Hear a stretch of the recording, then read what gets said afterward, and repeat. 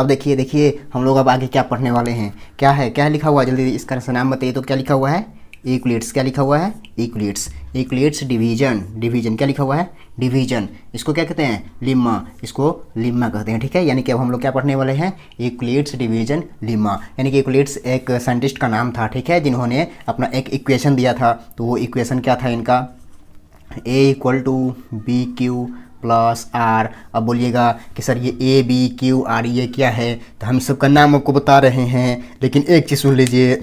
इन्होंने जब ये दिया था तब एक छोटा सा इन्होंने एक कंडीशन बनाया था, और वो कंडीशन क्या था, WHERE हुए आर, यानी कि ये जो आपका आर है, आर का वैल्यू कहाँ से कहाँ तक हो रहना चाहिए, बी से छोटा। बी कौन है, ये वाला, यानी कि आर का वैल्यू हमेशा बी से छोटा रहेगा, और ये और बड़ा या बराबर किसके होगा, तो जीरो के होगा। यानी कि ये कंडीशन है। यानी कि अब आपसे कोई पूछेगा कि आर का वैल्यू कहाँ से कहाँ तक हो सकता है, तो जीरो या जीरो से बड़ा, जीरो होगा ना, तो जीरो से बड़ा होगा, लेकिन ये जो बी जो वैल्यू होगा, बी से वैल्यू छोटा ही होगा आर का वैल्यू। ये बात समझ में आ गया। अब जरा ध्यान से सुन लीजिए। इस सब ABQ इस सब का मतलब क्या है, तो ये भी इस सब का मतलब होता है क्या, कि ए को इन्होंने बताया था, क्या बताया था, DIVIDEND डिवाइडेंड बताया। और आप भी जानते होइएगा इसके बारे में। और बी के बारे में उन्होंने क्या बताया, इन्होंने बी के बारे में DIVISOR डिवाइजर बताया। उसके बाद क्यू आप तो जानते होइएगा, क्यूटेंट नहीं जानते हैं ना, QUOTIENT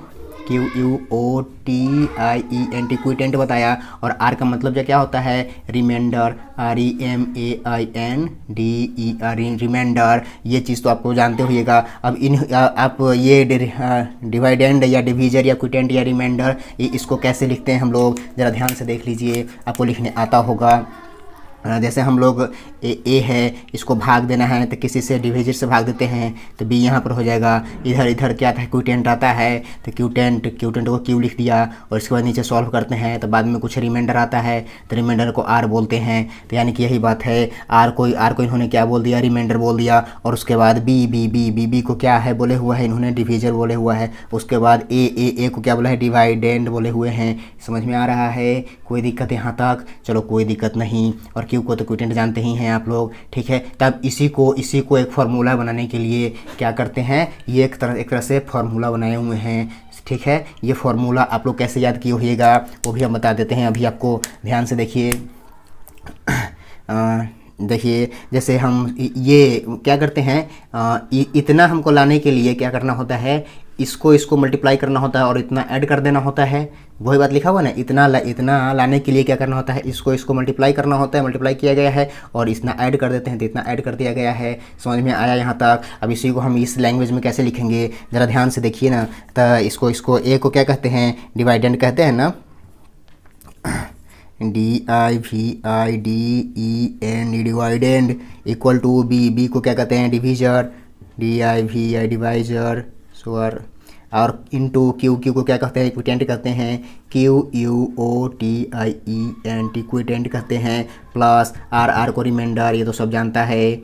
आप जानते थे कि नहीं, ये बताइए हमको, REMAINDER रिमाइंडर। तो यानी कि आपका ये फार्मूला हो गया, ये फार्मूला हो गया। इस फार्मूला का यूज कैसे करना है वो आपको हम बताएंगे अभी थोड़ा देर में, ठीक है। तो इसमें आपको याद क्या करना है, इसमें आपको ये फार्मूला याद करना है। दूसरा क्या याद करना है, इसका ये कंडीशन याद करना है। क्या है इसका कंडीशन, अभी कंडीशन इसका क्या है, यही है इसका कंडीशन, कि आर का वैल्यू जो होगा, आर का वैल्यू कहाँ से कहाँ तक होगा, तो आर का वैल्यू जीरो या जीरो के बराबर, मतलब जीरो के बराबर या जीरो से बड़ा होगा, लेकिन बी से क्या होगा, छोटा होगा। तो ये सही बात है। इसका एग्जांपल से समझ लीजिए ना भाई।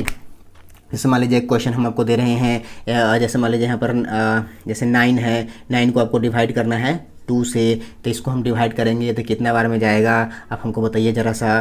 तो 2 चौका 8 होता है, 2 4 जा 8 होता है, तो यहाँ पर ये आ जाएगा, तो 1 आ जाएगा। यानी कि आप बताइए हमको, इसमें बी कौन है, बताइए जल्दी बताइए। इसमें बी कौन है, तो बी कौन होता है, इधर वाला। तो इसमें बी 2 है, और रिमाइंडर कौन है, रिमाइंडर कौन है, तो नीचे वाला। अब बताइए रिमाइंडर का वैल्यू, इस रिमाइंडर का वैल्यू इस बी से छोटा है कि नहीं है, छोटा। तो यानी कि ये हमेशा होता ही है, तो ये आपको याद रखना है। यहाँ तो कोई दिक्कत तो नहीं ना हुआ, ये सारी चीज़ समझ में आ गया, कोई दिक्कत। चलो इसको जल्दी से नोट करो, हम इसको मिटाने वाले हैं और इस पर एक क्वेश्चन करने वाले हैं। जल्दी से अब देखिए यहाँ पे अब आपको एक क्वेश्चन दिया हुआ है, ये क्वेश्चन आपको कैसे बनाना है। इस क्वेश्चन में प्लस देखिए कैसे कैसे दिया हुआ है आपको। इस क्वेश्चन में डिवीजर दे दिया हुआ है 73 और उसके बाद क्विटेंट दे दिया हुआ है 34, रिमाइंडर दे दिया हुआ है 23 और आपसे पूछ क्या रहा है then find the value of number आपसे पूछ रहा है। तो आप बताइए हमको, अभी जो हम ये फार्मूला बताए थे वो फार्मूला अगर आपको याद होगा तो फटाक से बन जाएगा। तो फार्मूला क्या था, A = BQ + R था। अब बताइए हमको आपसे क्या पूछ रहा है, आपसे पूछ क्या रहा है नंबर यानी कि टोटल नंबर, यानी कि आपसे ये पूछ रहा है। तो अब बताइए हमको, आपसे ये पूछ रहा है तो जो पूछ रहा है उसको ऐसे ही लिख दीजिए। उसके बाद बताइए बी को क्या बोलते हैं, तो बी को हम लोग क्या बोलते हैं, डिवाइजर बोलते हैं। तो डिवाइजर कितना दिया हुआ है 73 दिया हुआ है, तो यहाँ पे 73 रख देंगे। मल्टीप्लाई क्यू को क्या बोलते हैं, क्यूटेंट बोलते हैं। तो क्यूटेंट आपको कितना दिया हुआ है 34 दिया हुआ है, यहाँ पर लिख देंगे। उसके बाद प्लस है तो प्लस लिख दिए। उसके बाद आर को क्या बोलते हैं, रिमाइंडर बोलते हैं। तो रिमाइंडर कितना दिया हुआ है 23 दिया हुआ है, यहाँ पर नोट कर दिए। अब बताइए आप इसको आप सॉल्व करने आता होगा आपको, इसको सॉल्व करेंगे तो कितना आएगा, जितना आएगा उतना यहाँ लिख देना है। उसके बाद फिर ये 23 है तो 23 यहाँ लिख देना है। फिर जाएगा जो आएगा उसको और इसको जोड़ देंगे, जोड़ देने के बाद कुछ आएगा वही आपका क्या हो जाएगा, ये नंबर हो जाएगा, ANS हो जाएगा। तो यही नंबर आपको यहाँ पे लिख देना होगा। समझ में आ गया, कोई दिक्कत। अब गुना आता है कि नहीं आता है, अब गुना करने जाएंगे तो बहुत ज़्यादा टाइम लग जाएगा। वैसे आप लोगों को गुना आता होगा, हमको इतना विश्वास है। नहीं आता है तो अपने सर जैसे सीख लीजिएगा, नहीं तो हमको कमेंट करके बता दीजिएगा, हम आपको सिखा देंगे। टेंशन काहे के लिए ले रहे हैं भाई। चलिए ये हो गया, ठीक है। तो इसको आप नोट कर लीजिए, जल्दी से हम मिटा रहे हैं। अब हम लोगों को क्या सीखना है, यही इक्वलेट से डिवीजन। अब क्या सीखना है यहाँ पे, लॉगरिथम। समझ में आ रहा है ना, तो इसको हम मिटा देते हैं जल्दी से। देखो बच्चों, अब क्या सीखने वाले हम लोग, इक्वलेट से डिवीजन एल्गोरिथम। अब एल्गोरिथम क्या होता है, इसी वही जो अभी हम बताए हैं A = BQ + R, इसी के बारे में हमको अब यहाँ पे कुछ न्यूमेरिकल कैसे बनाना है, कैसे क्वेश्चन पूछना है, इसको अप्लाई कैसे करना है, उस सब के बारे में थोड़ा सीखना है। और क्या है वो तो आप सीख लिए, अब इसके बारे में थोड़ा सा हम बताने जा रहे हैं। पहले इसका छोटा सा एक डेफिनेशन होता है, वो डेफिनेशन हम पहले आपको बता देते हैं।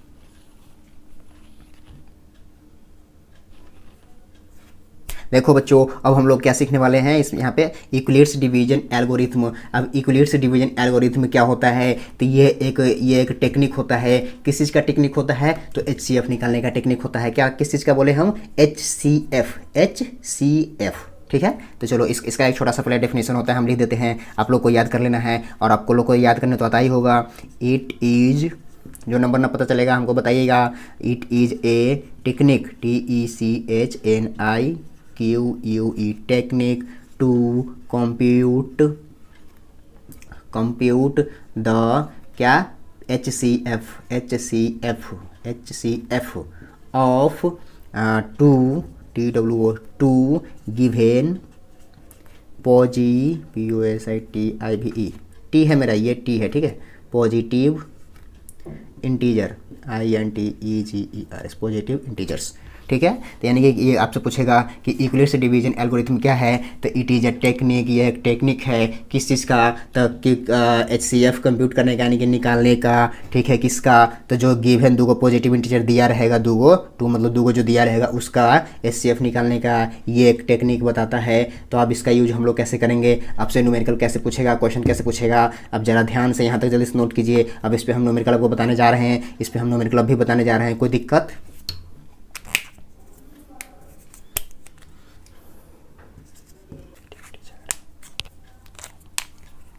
अब देखो बच्चों, अब देखो इस पे इक्वलेट्स डिवीजन एल्गोरिथम भी आपसे न्यूमेरिकल कैसे पूछेगा, क्वेश्चन कैसे पूछेगा। देखो ये क्वेश्चन हम दिए हुए हैं, क्वेश्चन में क्या दिया गया है, यूज इक्वलेट्स एल्गोरिथम, यानी कि आपको किसका यूज करना है, तो इक्वलेट्स एल्गोरिथम का यूज करके आपको क्या बताना है, फाइंड द HCF क्या बताना है। देखो फाइंड द क्या निकालना है, फाइंड द HCF, यानी कि HCF निकालना है। HCF ऑफ किसका निकालना है, तो 44 और 5 का, यानी कि हमको इस दोनों का HCF निकालना है।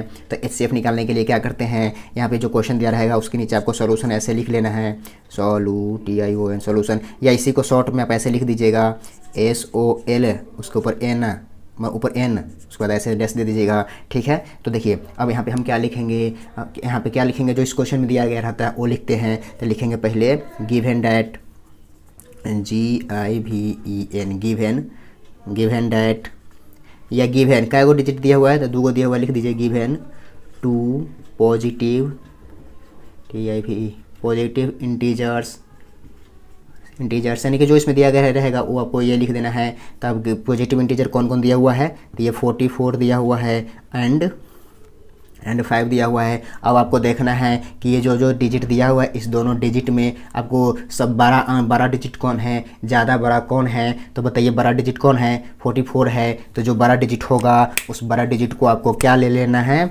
उस बड़ा डिजिट को आपको ए मान लेना है, और जो छोटा होगा उसको आपको क्या मान लेना है, उसको आपको बी मान लेना है। कोई दिक्कत नहीं। तो अब यहाँ पे आपको वही डिवीजन मेथड जो आपको बताए हैं उसी मेथड से आपको इसका HCF निकालना है। तो HCF निकालने का तरीका क्या होता है, बड़ा वाला को आपको यहाँ पे लिखना है और उसके बाद छोटा वाला से आपको उसको डिवाइड करना है, और डिवाइड तब तक करना है जब तक पूरा कट जाए। जब तक नहीं कटेगा ना तब तक करते रहना है डिवाइड। तो बताइए इसको हमको डिवाइड करेंगे तो क्या होगा। अब इसको डिवाइड कैसे करते हैं, तो 5 का आपको टेबल याद होगा। 5 8 जा 40 होता है, 8 5 40 होता है। तो यहाँ पे 40 लिख देंगे, माइनस करेंगे तो क्या हो जाएगा, यहाँ पे 4 हो जाएगा, ये कैंसिल हो जाएगा। देखिए इस 8 बार में तो पूरा नहीं कटा, तो ठीक है अब नहीं कटा तो क्या करेंगे, फिर से इसको हमको डिवाइड करना होगा। फिर से डिवाइड करना होगा किसको, इससे हमको मतलब इसको डिवाइड करना होगा फिर से, ठीक है। तो आप बताइए ये अब कितने बार में लगेगा या नहीं लगेगा, तो बताइए ये 1 बार में लग जाएगा ना, तो ये 4 होगा, फिर यहाँ पे 1 आ जाएगा। अभी भी पूरा नहीं कटा ये, तो फिर से हम क्या करेंगे, फिर से इसको हम डिवाइड करेंगे, फिर से किसको, तो इससे फिर से यहाँ पे लिखेंगे 4। उसके बाद आप कितने बार में ये लगेगा, तो 4 बार में लगेगा, यहाँ पे 4। अब देखिए अब ये पूरा कट गया, पूरा कट गया। तो पूरा कौन से डिजिट से कटा, कौन डिजिट से कटा, तो 1 से डिवाइड किए हैं तब ना कटा है। तो इसका HCF क्या हो जाएगा, इसका HCF हो जाएगा जिससे कटता है ना वही हो जाता है। यानी कि आपसे पूछेगा कि वो यही नहीं पूछ रहा था कि इसका और इसका HCF बताइए, तो इसका और इसका HCF क्या होगा, यही 1 होगा। यानी कि जब तक कटेगा ना तब तक आपको ऐसे डिवाइड करते जाना होगा, कोई दिक्कत। तो यहाँ पे आप क्या लिखेंगे, देयरफॉर HCF ऑफ किसका, ये 44,5 इज इक्वल टू कितना आया है आपका HCF 1।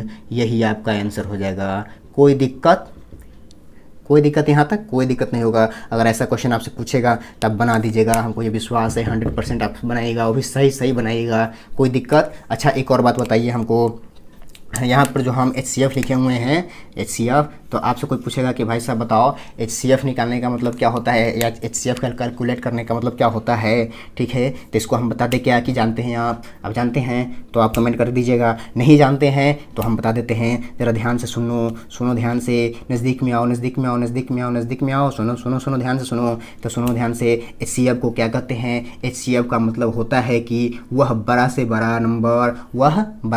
बड़ा नंबर जिससे सभी दिए गए नंबरों में डिवीजन यानी कि भाग लग सके। कोई दिक्कत नहीं होना चाहिए आपको। यानी कि इसको हम फिर से आपको बता दें, क्या फिर से बता दें या नहीं बता देते हैं। सुनो, HCF का मतलब होता है कि वह बड़ा से बड़ा नंबर जिससे सभी दिए गए संख्याओं में भाग लग सके।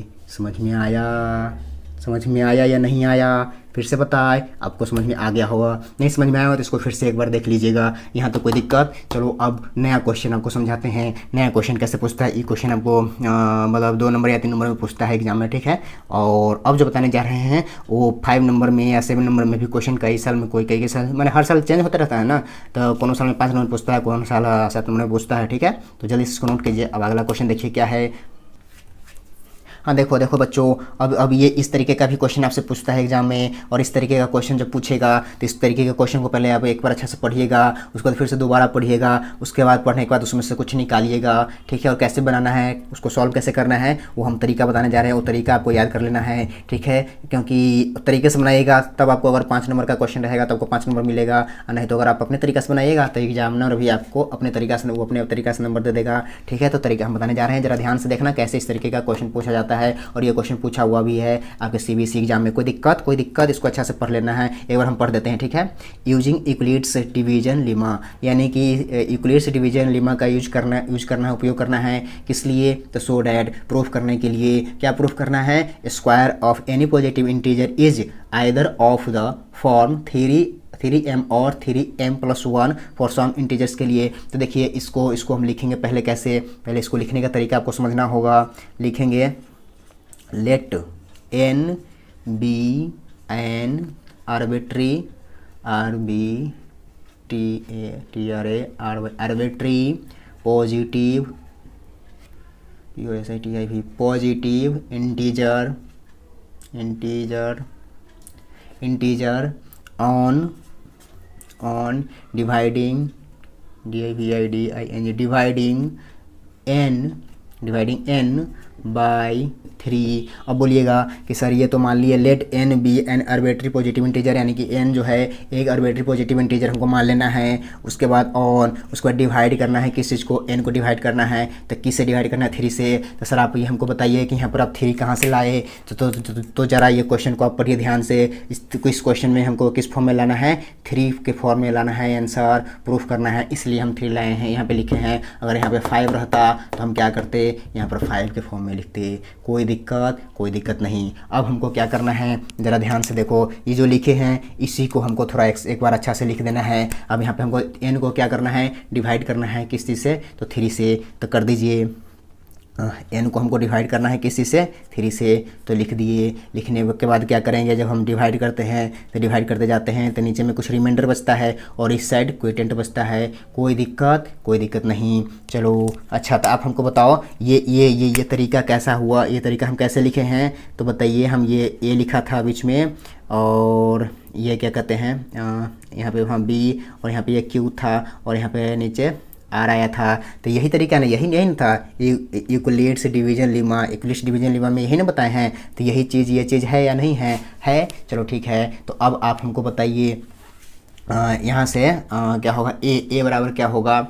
ए बराबर हम क्या लिखे थे यहाँ से फॉर्मूला, ए इक्वल टू लिखे थे BQ प्लस R लिखे थे ना, अभी बताए थे ना। ठीक, तो ये लिख दिए। और यहाँ पे हम कंडीशन भी बताए थे कि R का जो वैल्यू होगा, R का वैल्यू क्या होगा, B से छोटा होगा और 0 या 0 के बराबर होगा या 0 से बड़ा होगा। ये कंडीशन भी बताए थे। तो इसी तरीके से आपको इसका भी सारा चीज़ लिखना है। तो आप हमको बताइए कि इसका A का वैल्यू क्या लिखेंगे, B का वैल्यू क्या लिखेंगे, C का वैल्यू क्या लिखेंगे, वो चीज़ सारा चीज़ हमको लिखना है। तो बताइए, इसका यहाँ पर ये A की जगह पर क्या है, N है, तो N यहाँ पर लिख दीजिए। और उसके बाद n बराबर a, हम यहाँ a बराबर लिखे हैं, तो यहाँ पे हमको क्या करना है, n के बराबर लिखना है। अब a के बराबर क्या लिखे थे, तो BQ, यानी कि इसको गुना कर दिए थे, तो यहाँ पे हमको इसको गुना कर देना होगा। तो 3Q, और उसके बाद प्लस किए थे तो प्लस लिख दिए। उसके बाद R है, तो यहाँ पे भी क्या है, R है ना। तो यहाँ पे हमको क्या करना होगा, R लिख देना होगा। यहाँ पे हम वेयर इसका कंडीशन बताए थे, तो यहाँ पे हमको इसका भी कंडीशन बनाना होगा। तो इसका कंडीशन बनाने के लिए क्या करेंगे, यहाँ पे R है, तो R का जो वैल्यू होगा कहाँ से होगा, तो 3 से, मतलब देख रहे हैं ना, R का वैल्यू कहाँ से, B से हमेशा छोटा। तो इसका B क्या है, 3 है ना, तो इसका R का वैल्यू हमेशा 3 से छोटा होगा। और बड़ा या बराबर किसके होता है, तो 0 के बराबर होता है, तो 0 के बराबर लिख दिए। यहाँ तक कोई दिक्कत, चलो कोई दिक्कत नहीं। अब इसके बाद क्या लिखेंगे, अकॉर्डिंग टू क्वेश्चन।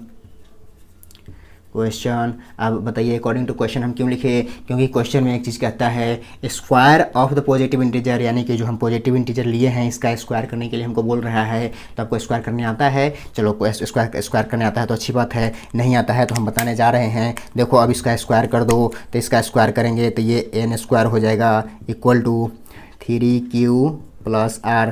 इसका स्क्वायर करेंगे तो आपको स्क्वायर करने आता ही होगा। यहाँ पे ये n स्क्वायर इक्वल टू ये a प्लस बी के होल स्क्वायर हो गया कि नहीं हो गया। तो आपको इसका फार्मूला आता है क्या, a प्लस बी के होल स्क्वायर का फार्मूला आता है कि नहीं आता है, बोलिए हाँ या ना।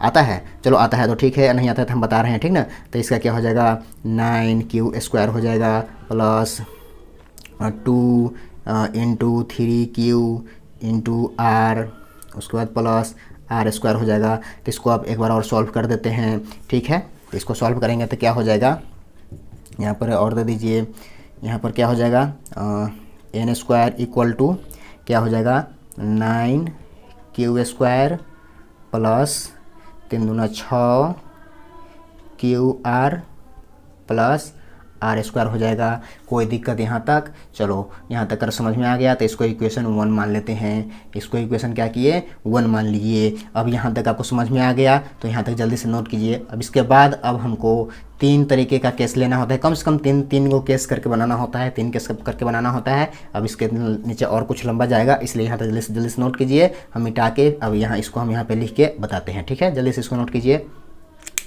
हाँ, अब देखिए इसको हम यहाँ पे लिख देते हैं, कोई दिक्कत, देखो यहाँ पे लिख देते हैं n square equal to 9Q square plus 6QR plus R square, इसको इक्वेशन 1 माने हैं, इसको मिटा देते हैं, कोई दिक्कत।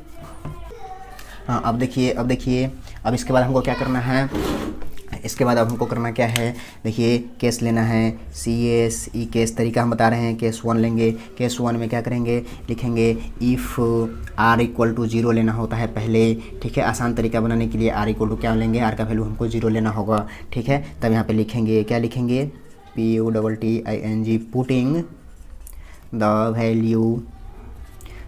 द वैल्यू किसका वैल्यू, तो हमको r इक्वल टू 0 पुट करना है इन किस चीज़ में, तो इक्वेशन 1 में, EQUATION इक्वेशन 1 में हमको पुट करना है, ठीक है। तो पुट करने के बाद कुछ हमको प्राप्त होगा, तो लिखेंगे वी गेट। अब जैसे देखिए हमको क्या दिया हुआ है यहाँ पे, n square equal to 9Q square plus 6Q, r का वैल्यू क्या रखेंगे, r का वैल्यू 0 रखेंगे, प्लस r का वैल्यू 0 का स्क्वायर हो जाएगा। तो अब आगे बताइए क्या आएगा, 9Q स्क्वायर, 0 से टकराएगा तो 0 हो जाएगा, फिर ये भी 0 हो जाएगा, तो 0 को हम यहाँ पे 0 प्लस 0 नहीं लिखेंगे यहाँ पे, तो यानी कि आपका क्या हो गया, n स्क्वायर, ये आ गया। कोई दिक्कत यहाँ तक। अब बताइए हम इसको क्या सॉल्व कर सकते हैं, किसको क्या लिख सकते हैं, यहाँ पे और दे दीजिए, n स्क्वायर इक्वल टू इसको 3 इंटू 3Q स्क्वायर लिख सकते हैं, ठीक। तो इसको और आगे हम क्या सॉल्व करेंगे, n स्क्वायर इक्वल टू 3 और इसको हम m लिख दें, तो यहाँ पे लिख दीजिए, यहाँ पर ब्रैकेट में लिख दीजिए, ब्रैकेट में क्या लिखेंगे, 3Q स्क्वायर इक्वल टू हम m माने हैं, ठीक है, लेट। कोई दिक्कत, चलो ये हो गया, ये आपका केस नंबर 1 हो गया। इसी तरीके से केस नंबर 2 लेना है आपको, केस नंबर 2। तो यहाँ पे फिर से लिखना है आपको, इफ़ r इक्वल टू, अब हम 0 लिए थे तो 0 के बाद आप क्या कीजिए, 1 लीजिए, ठीक है, क्योंकि आसानी होगा आपको बनाने के लिए। फिर यही चीज़ लिखना है आपको, क्या लिखना है, PUTTING पुटिंग द वैल्यू यहाँ पे ऑफ लिख दीजिएगा, ठीक है, ऑफ r इक्वल टू क्या लेना है, 1 लेना है, 1 इन किस चीज़ में, तो इक्वेशन, कौन सी इक्वेशन में, हमको फिर से 1 में डालेंगे, ठीक है। तो फिर कुछ प्राप्त होगा तो लिखेंगे वी गेट, ठीक है। तो चलिए फिर से इस इक्वेशन में हमको पुट कीजिए, r का वैल्यू 1, तो क्या हो जाएगा बताइए, n square equal to 9Q square plus 6Q, और r का वैल्यू 1 लिखिएगा, 1 मल्टीप्लाई, और उसके बाद प्लस है तो प्लस, उसके बाद r का वैल्यू 1 का स्क्वायर हो जाएगा, ठीक। आगे अब यहाँ पे सॉल्व करेंगे, बताइए हमको क्या हो जाएगा, 9Q स्क्वायर प्लस 6Q हो जाएगा, उसके बाद प्लस 1 हो जाएगा। कोई दिक्कत। अब आप हमको बताइए इस दोनों में से कुछ हम कॉमन ले सकते हैं क्या, कुछ इस दोनों में से कॉमन ले सकते हैं या नहीं, हाँ या ना बताओ, जल्दी से बताओ भाई, ले सकते हैं या नहीं, और ले सकते हैं तो क्या कॉमन ले सकते हैं, ज़रा आप जल्दी से मेरे को बताओ। नहीं बताओगे 3 ले सकते हैं, चलो तो 3 ले लीजिए, तो 3 3 और तो 3Q स्क्वायर हो जाएगा यहाँ पे, और यहाँ पे 3 दूना 6, 2Q हो जाएगा, हाँ, और यहाँ पे ये प्लस 1 है। तो अब हम क्या करेंगे, यहाँ पे इसको हम फिर से लिख रहे हैं, तो ये n स्क्वायर इक्वल टू क्या आया, 3। अब इतना को हम क्या मान लेते हैं, m मान लेते हैं, और ये प्लस 1 है तो 1 हो गया, ठीक है। तो यहाँ पे हमको लिख देना होगा कि 3Q square plus 2Q equal to क्या माने हैं, m माने हैं, तो m लिख दिए, ठीक है। अच्छा, तो आपको यहाँ तक समझ में आ गया। तो देखिए केस 1 हम समझाएं अभी आपको, केस 2 भी समझा दिए, तो केस 3 में ऐसे ही आपको बनाना है, और यहाँ पे 1 के जगह पर आप क्या मान लीजिएगा, r बराबर 2 मान लीजिएगा, ठीक है। तो चलिए लिख देते हैं यहाँ पे CSE केस 3, ठीक है। या इफ़ r इक्वल टू क्या मान लेना है, 2 ले लेना है, ठीक है। तो अब इसी तरीके से r का वैल्यू हमको इक्वेशन 1 में पुट करना होगा, तो पुट करेंगे तो क्या आएगा, आप हमको बता सकते हैं क्या, चलो n square equal to 9Q square plus 6 दूना 12Q प्लस 2 दूना 4 हो जाएगा। कोई दिक्कत, ये सब लिख दीजिएगा, putting the value of in equation 1 हम सीधे डायरेक्ट पुट कर देना है क्योंकि ये जगह कम है, ठीक ना। तो यहाँ तक का लिख दिए। अब बताइए आप हमको, अब इस समय से आप कुछ कॉमन ले सकते हैं क्या, इस समय से आप कुछ कॉमन ले सकते हैं कि नहीं,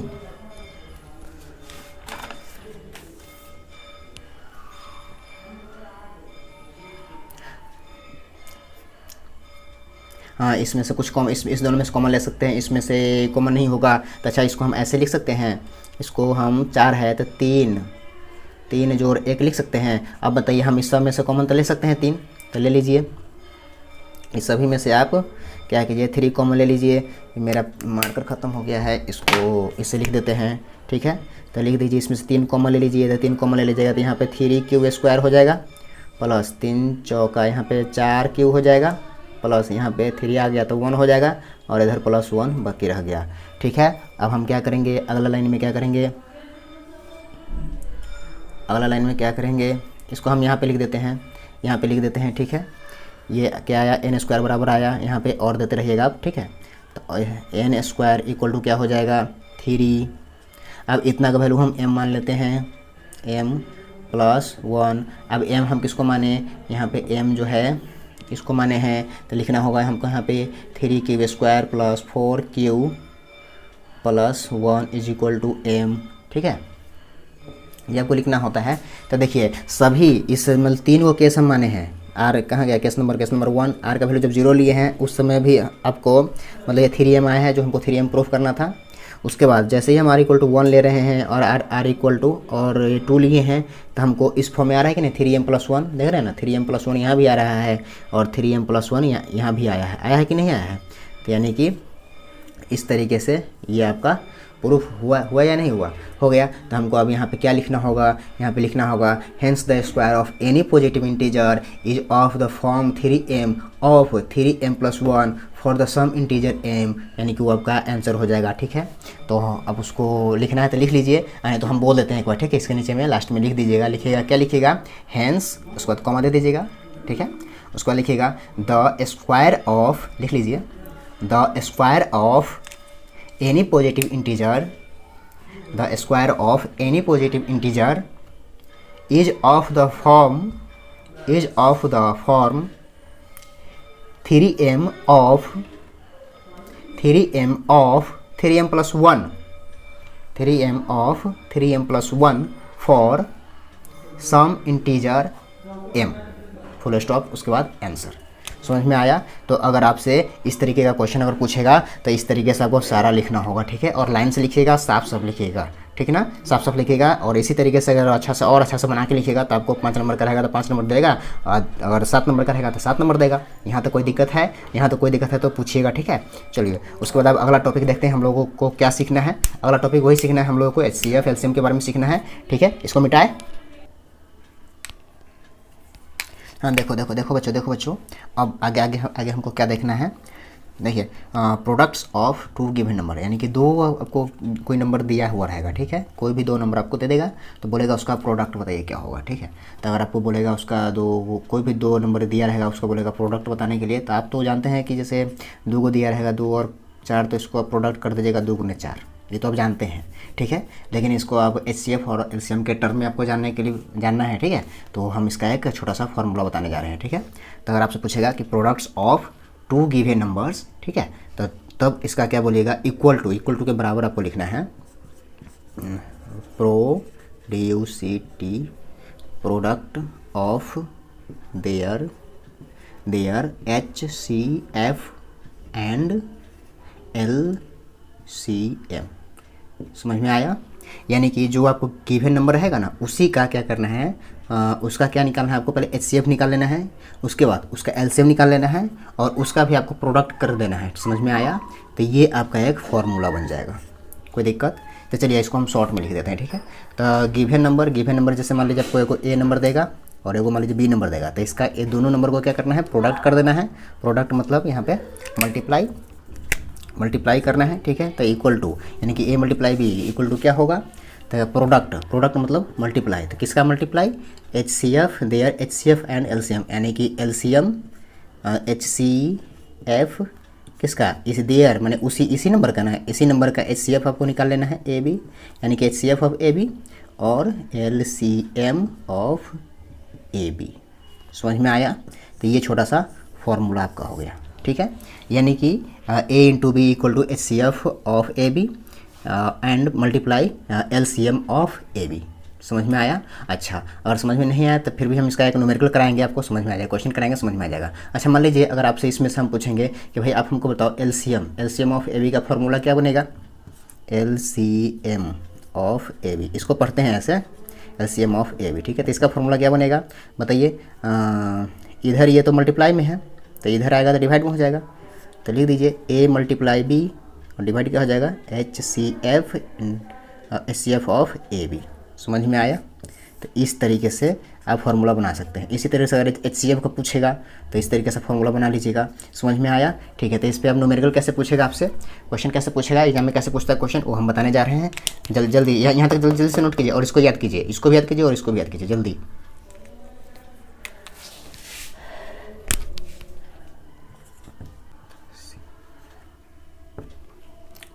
हाँ देखो देखो बच्चों, इस फार्मूला पे या इस फार्मूला पे माने कि एचसीएफ और एलसीएम के लिए किसी तरीके से आपसे क्वेश्चन पूछ सकता है।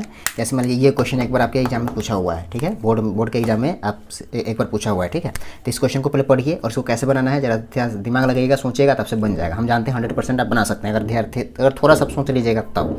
देखिए पढ़ते हैं पहले इस क्वेश्चन को, ठीक है। तो द एचसीएफ यानी कि द एचसीएफ ऑफ 2 नंबर, यानी कि 2 गो नंबर है उसका एचसीएफ कितना दिया हुआ है? 18 दिया हुआ है, 18 दिया हुआ है। एंड देयर प्रोडक्ट, और उसका प्रोडक्ट क्या दिया हुआ है? इतना 12960 दिखाई दे रहा है ना, ठीक, इतना दिया हुआ है, इतना दिया हुआ है। अब आगे क्या निकालना है? फाइंड देयर एलसीएम, यानी कि उसका एलसीएम निकालना है, ठीक है। तो 2 गो नंबर का आपको एचसीएफ दे दिया 18, यानी कि यहाँ पे लिखेंगे सॉल्यूशन, ठीक है। तो आपको क्या दे दिया? 2 नंबर का एचसीएफ आपको दे दिया, तो HCF कितना दिया हुआ? 18 दे दिया। और उसके बाद प्रोडक्ट, और उसका प्रोडक्ट कितना दे दिया? इतना।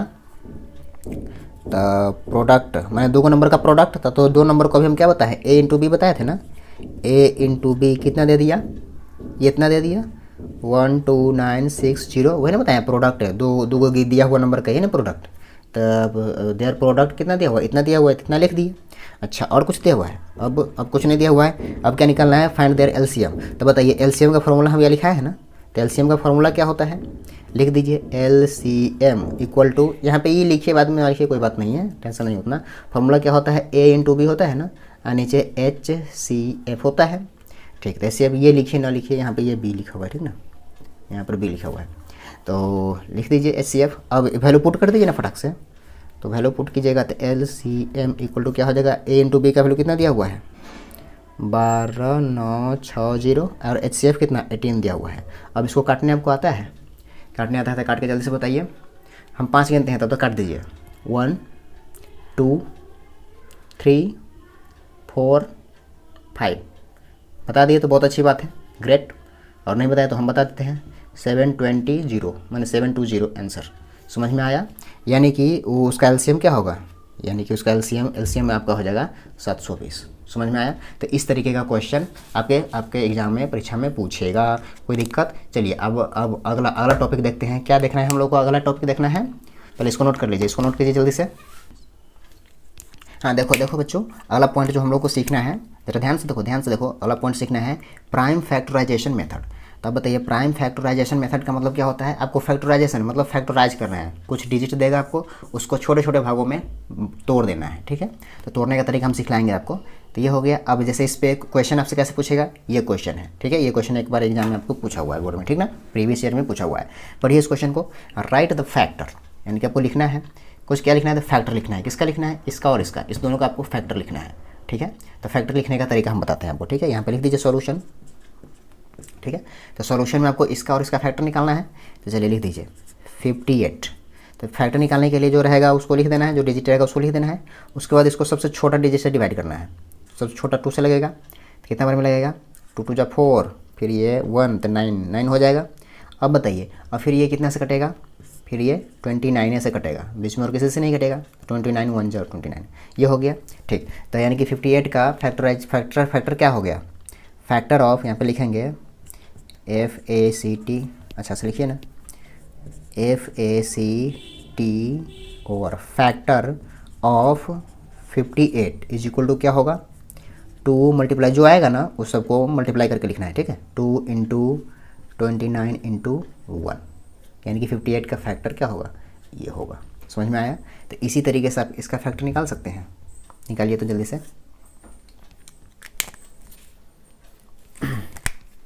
जैसे यहाँ पे दिया हुआ है 1 2 6, तो इसका फैक्टराइज करने के लिए क्या करेंगे, पहले सबसे छोटा डिजिट से डिवाइड करेंगे। तो सबसे छोटा डिजिट इसका क्या होगा, सबसे इसका छोटा डिजिट होगा। जैसे 2 2 2 से ये 6 6 और ये 3 लग जाएगा। अब कितना से लगेगा, 2 से नहीं लगेगा, अब ये 3 से लगेगा। 3 से 3 2 जा 6 होता है और 3 1 जा, अब कितना से लगेगा, फिर से ये 3 से लगने वाला है। तो 3 7 जा, अब कितना से लगेगा, ये 7 से लगेगा। 7 1 जा, ख़त्म हो गया, 1 आ गया। तो चलिए तब अब इसको कैसे लिखेंगे, इसके नीचे में लिखिएगा, ठीक है। FACTOR फैक्टर ऑफ कितना 1 2 6 इज इक्वल टू कितना, इस सबको मल्टीप्लाई करके लिखना है, ठीक ना। 2 मल्टीप्लाई 3 मल्टीप्लाई 3 मल्टीप्लाई 7 मल्टीप्लाई 1, और जो एक जैसा है उसको पावर करके लिख दीजिए, ठीक है। 2 इंटू 3 स्क्वायर इंटू 7 और 1 लिखे ना लिखे बात बराबर है, यानी कि यही आपका आंसर हो जाएगा। यानी कि 1 2 6 का फैक्टर क्या हो जाएगा, ये हो जाएगा, और 58 का फैक्टर ये हो जाएगा। यानी कि फैक्टर तो निकालने आपको आ गया। अब इस क्वेश्चन को पढ़ो जरा जल्दी से, इस क्वेश्चन को पढ़ो। तो क्या लिखा हुआ, find the HCF and LCM of 126 and 156 using prime factorisation method. देखो हमको ये 126 को और 156 को क्या करना है, प्राइम फैक्टराइजेशन मेथड के द्वारा क्या करना है, हमको HCF बताना है और LCM का वैल्यू निकालना है। समझ में आया क्वेश्चन को। तो इस तरीके का भी क्वेश्चन आपको एग्जाम में पूछा जाता है और ये क्वेश्चन पूछा गया है, ठीक है। तो ऐसा क्वेश्चन जब पूछेगा तो कैसे बनाएंगे इसको, ठीक है। तो चलिए ये क्वेश्चन तो समझ में आया है आपको, नहीं समझ में आया तो इसको एक बार और पढ़िएगा और उसके बाद आपको समझ में आ जाएगा, ठीक ना। तो चलिए अगर ऐसा क्वेश्चन रहेगा तब कैसे इसको सॉल्व करेंगे, यहाँ पे लिखेंगे सॉल्यूशन, ठीक है। चलिए उसके बाद लिखेंगे given that, GIVEN, given that, ठीक है। गिवन डेट क्या है, गिवन डेट जो दिया गया आपको रहेगा, वैल्यू दिया गया है ना। चलिए तो लिख दीजिए कितना है वैल्यू दिया हुआ, 126 दिया हुआ है और एक और क्या दिया हुआ है, 156 दिया हुआ है, ठीक है। चलिए तो इसको कौन से मेथड द्वारा निकालना है, प्राइम फैक्टराइजेशन मेथड। तो अभी हम पीछे बताएं आपको प्राइम फैक्टराइजेशन मेथड क्या होता है, यानी कि इसको हमको फैक्टराइज करना है, ठीक है। इसको भी और इसको भी फैक्टराइज करना है। तो अब बताइए मुझे, इसको फैक्टराइज सबसे पहले क्या करते हैं, स्मॉलेस्ट डिजिट से हम इसको मतलब डिवाइड करते जाते हैं, ठीक है। चलिए तो इसको 2 से लग सकता है, लास्ट में 6 है तो 2 से लग सकता है, ठीक है। तो ये कितना हो जाएगा 6 3। अब बताइए ये कितना से लग सकता है, 3, ये 3 से लग सकता है, 3 2 जा 6 1। अब ये कितना से लग सकता है, ये 3 से लग सकता है 7, अब ये 7 से लग सकता है 1। उसी तरीके से इसको सॉल्व कीजिएगा, कितना से को लास्ट में 6 है, ये भी 2 से लग जाएगा। 2 7 1 8, भाग देने आपको आता होगा, भाग देने नहीं आता है तो पहले इसको भाग आराम से देना सीख लीजिए, ठीक है। चलिए उसके बाद यहाँ पे ये 2 से लग जाएगा, लास्ट में 8 है तो लग जाएगा, तो हो जाएगा ये 3 और 1 9, हाँ हो गया। अब देखिए अब इसको अभी कितना से लगेगा, 3 3, हाँ 3 से लग जाएगा, 3 1 जा 3 3 3 जा 9 लग जाएगा। अब ये कितना 13 से लगेगा, अब ये कितना से लगेगा 13 से लगेगा, 13 1 जा 13। अब बताइए इसको जो फैक्टराइज तो कर दिया, अब इसको लिखते कैसे हैं, इसको अब लिखेंगे कैसे, ठीक। इसको लिखने का तरीका ध्यान से देखिए, लिखेंगे FACTOR फैक्टर ऑफ 126, यानी कि 126 का फैक्टर क्या क्या आया है, उस फैक्टर को लिखेंगे साफ साफ तरीके से, ठीक है। क्या आया है देखिए, 2 मल्टीप्लाई थोड़ा सा हटा के लिखिएगा, 3 मल्टीप्लाई 3 मल्टीप्लाई 7 और 1 1 नहीं लिखा जाता है, ठीक ना। ये लिख दिए। चलो अब इसको भी लिख दीजिए यहाँ पे, FACTOR फैक्टर ऑफ कितना है 156 इक्वल टू, इसका फैक्टर क्या क्या आया है। तो अब इसका लिखते समय क्या करिए, देखिएगा सामने वाला रहेगा तो सामने सामने लिखते चले जाना है, ठीक ना, ताकि आपको आगे आसानी होगा। देखिए 2 है तो 2 के सामने लिख दीजिए मल्टीप्लाई, अब 2 है तो अब इसमें 2 है, इस 2 के अलावा अब 2 नहीं है तो इसको अब आगे लिख दीजिए, इसके आगे मल्टीप्लाई करके लिख दीजिए 2, ठीक है। अब 3 है, 3 इसमें है तो ये चलो यहाँ पे 3 मल्टीप्लाई करके लिख दीजिए। अब फिर 13 है, अब इसमें 13 तो नहीं है तो इसको आगे लिख दीजिए 13 हो गया खत्म। अब 1 तो नहीं लिखते हैं, ठीक, समझ में आया है। अब हम ऐसा क्यों किए हैं वो तरीका आपको समझा रहे हैं, ठीक है। अब हमको क्या कह रहा है, पहले कह रहा है HCF निकालने के लिए, ठीक है। तो HCF निकालने के लिए क्या करेंगे आप, देखिए यहाँ पे लिखेंगे HCF ऑफ किसका HCF 126 एंड किसका 156 इज इक्वल टू, अब इसका HCF क्या होगा, तो देखिए HCF में क्या निकलता है, मतलब इसका और इसका दोनों का कॉमन फैक्टर कौन है, तो कॉमन फैक्टर ये नज़र आ रहा है, देखिए तो इसमें भी 2 है और इसमें भी 2 है, तो इसका कॉमन फैक्टर 2 है तो 2 लिख दिए। अब इसमें और कोई कॉमन आ रहा है, देखिए ये भी कॉमन आ रहा है, इसीलिए हम बोले थे सामने सामने लिखने के लिए, तो ये भी कॉमन आ रहा है तो ये भी 3 लिख दीजिए। अब देखिए अब ये 3 के लिए कोई कॉमन नहीं है, 7 के लिए कोई कॉमन नहीं है, 2 के लिए कोई कॉमन नहीं है, इसके लिए भी कोई कॉमन नहीं है, ठीक है। तो जो देखिए मैंने कि इसमें इस दोनों का जो फैक्टर कॉमन रहता है ना, वही लिखते हैं सिर्फ HCF में। समझ में आया, ठीक। तो अब इसको सॉल्व करेंगे तो कितना हो जाएगा, 3 2 जा 6, यानी कि 126 और 156 का HCF कितना होगा, 6 होगा। HCF समझ में आया, ठीक। अगर HCF आपको समझ में आ गया तो अब LCM देख लीजिए कैसे निकालेंगे।